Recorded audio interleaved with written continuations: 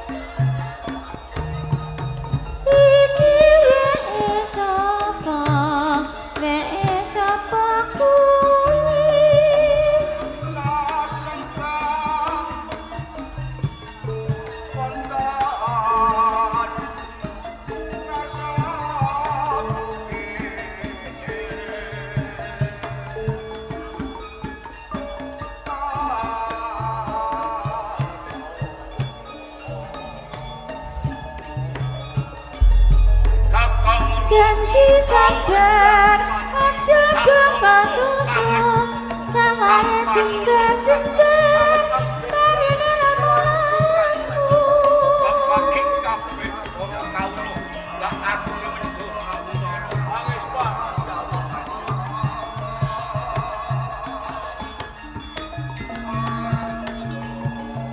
timon rujane ngalamon wong jajane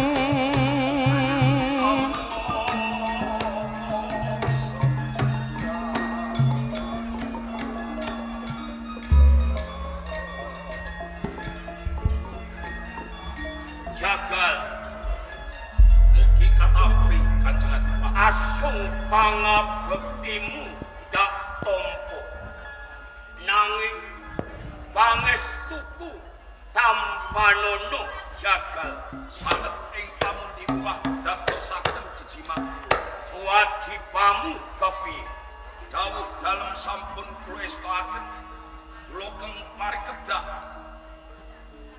geglati olaing bilorogo sedaya peranganing prajurit wonten ing Kabupaten Dagan Lasem. Iti wedal sak menika boten badhe anguciwani malah kaporo. Golong giliking sedaya para prajurit lan kawula kane manutanipun tansah sayuk-sayuk kapti ngangkat dhateng pakaryanipun negari. Mereka leres Kanjeng Hadimat. Jagul, aku durung takon. Tak alembanane sik. Oh kados ngaten nggih. Jagal, nggih. Pancen kuwi sing tak karepi. Senajan ndek palungguang Naliki nanging kewajiban kanggo ngrungkepi Kadipaten Dagan Lasem. naliki Aja tido-tido. Merga apa? Kuncaraning Dagan Lasem ora kegowong kang garbe pangkat iki ora. naliki Kabeh sengkuyute wong cilik manunggal nyengkuyung aku dadi adipati ana ing Kadipaten Dagan Lasem. ngestoaken Mendhos Kuntara. naliki Nek kowe piye Jagul? Kanjeng Adipati saderengipun kula ngaturaken sembah timugi konco Kanjeng. Tak tampa pangestu tampanono. Sangat anggen kula nampi minangka dadosaken jimat Iya. kula Kanjeng. Wajibamu kepiye? Duh Kanjeng Adipati kepareng matur ngenani kewajiban kula wonten ing Kadipaten Dagan Lasem tenane jagi tapel wates katentreman wonten ing Kadipaten Dagan Lasem menawi wonten payo ingkang badhe minggah wonten ing Kadipaten Dagan Lasem menawi boten damel tepasma panjenengan boten kula keparengaken Kanjeng Bupati.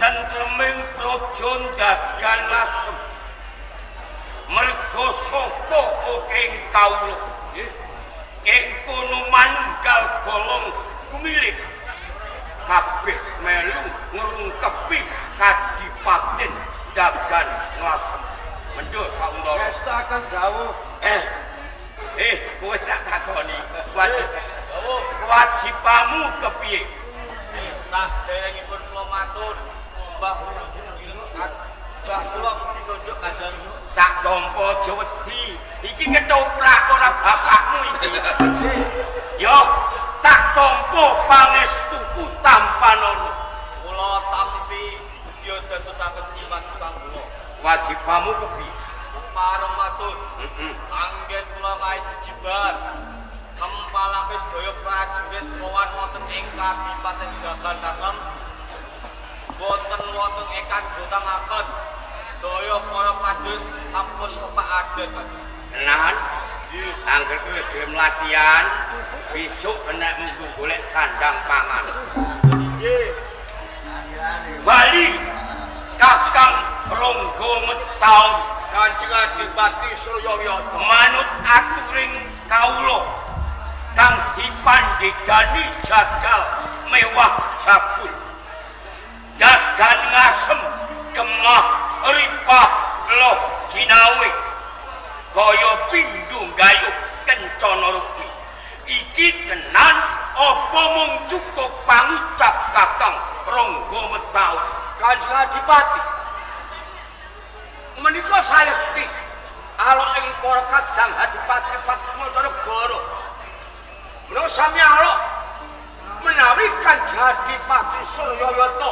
kebak ing pangaribawa kados dene Dewa Jawanta ingkang keparing karugan ring kawula saben-saben klungangkang jagat gagak soko wonten ing karang pradesan wonten pucul haldogo sengko kawula ing Dagan Lasem sami alok gebah lipah lojinawe saking pangaribawa panjenengan tenan menika saestu yen ngono aku matur nuwun Kakang Ronggo Metaun Kanjeng Adipati kawula ing Dagan Lasem padha setya tuhu senajan mung aku kang nglintir kawi bawan ana ing Kadipaten Dagan Lasem Laji Assalamualaikum. Waalaikumsalam Waalaikumsalam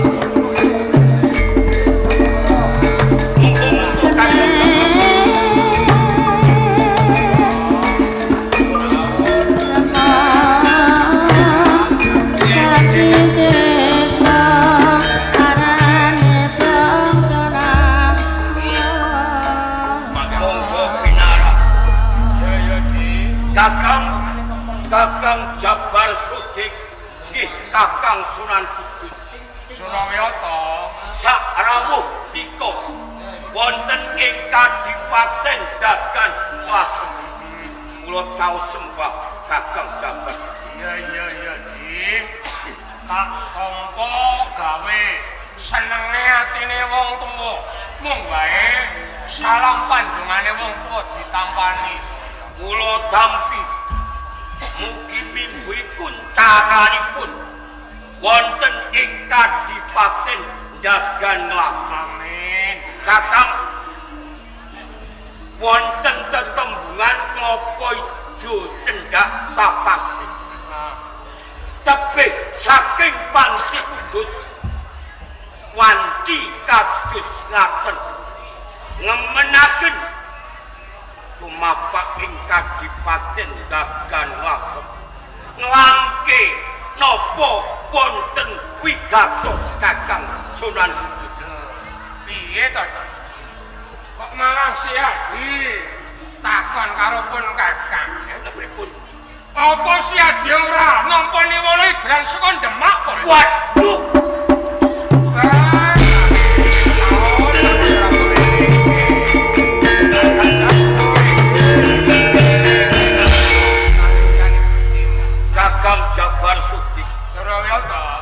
ngantos kula nampi serat ijran saking ngarsane Yang Diri nanging kula katalupe kula bebidung kula kemutan Kang Mas. Ki Surawiyata Kang Mas Sunan Kudus tenane pancen nalika semono pun Kakang wis tau Surabaya nglumpuhi kabeh para dewan kula ing Demak tenane pasowanan kang arep dianakake rak bakal ngrembug bab komplangen palungguhan. palenggan wonten ing Demak. Iya. Menika pas Kakang. Sak sedanipun Kang Mas Paptinus Iya. ngantos sakniki Demak dereng wonten ingkang jumenengi. Lah nak badhe wonten jumenengan pas mewah matuk tumraping saka guru wonten ing Demak Bintoro. Iki sing salah iki panjenengane Adi Surawiyata. Dasare lho. Dasare ngene lho.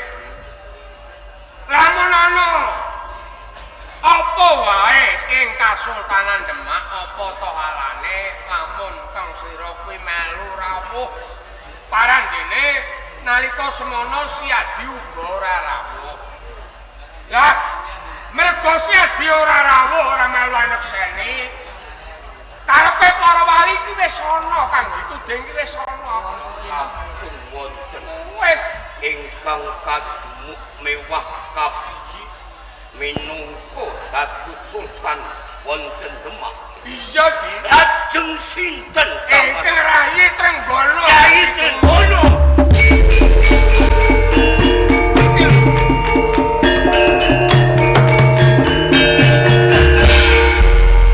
Katetek panurung ning pandenge para wali kuwi liyane Trenggono ora ana. Boten ngaten.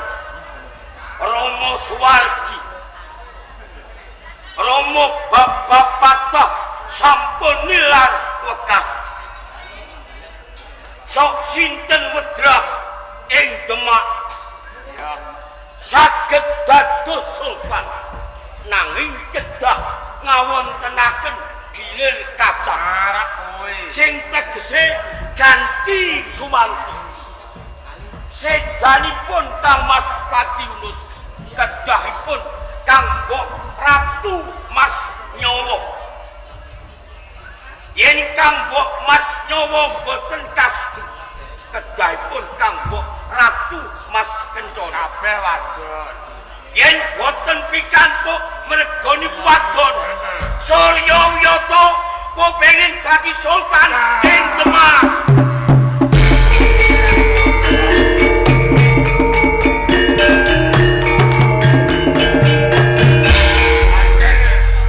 Sing tak golo-golo iki ora ana liya ya mung si Adi. Si Adi kuwi jagone pun Kakang bisa besok nglintir kawibawan ing Kasultanan Bintoro. Napa kinten saged kelampahan Surya Wiyata dados sultan wonten ing Demak Kang Mas Sunan Kudus. Surawiyata, sira kuwi ndek waris. Sira kuwi ndek hak kelakon ya. Kelampahan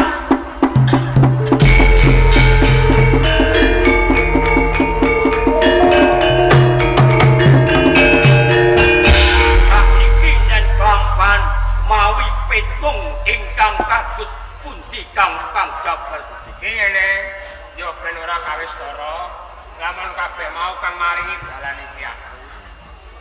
Mundhak mengko aku iki didarani sawijining ulama, sawijining wong tuwa senengane nggawa barang kang adu-adu sedulur antarane sedulur. Aku tak disini lah. Mengko si Adi aja lali enggal-enggalo tedhak ing Kasultanan Bintoro. Yen ngaten Kang Mas Jabar Sodik kula nderek lekas panjenengan ingkang bab Surya Wiyata saged dados sultan wonten Demak. Ayo, bisa aku jalan pamit. Assalamualaikum. Waalaikumsalam.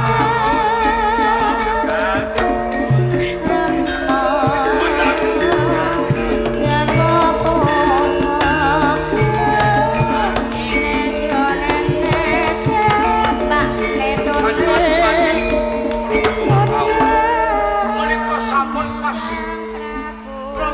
jamanipun calon sultan ing Demak. Jakal, Sakun, kan kawula dagan laku. Cepat ke ukurampe. Aku mapak ing Demak. Yen Surya Wito ora dadi sultan, Demak cetak terang. Iswa jauh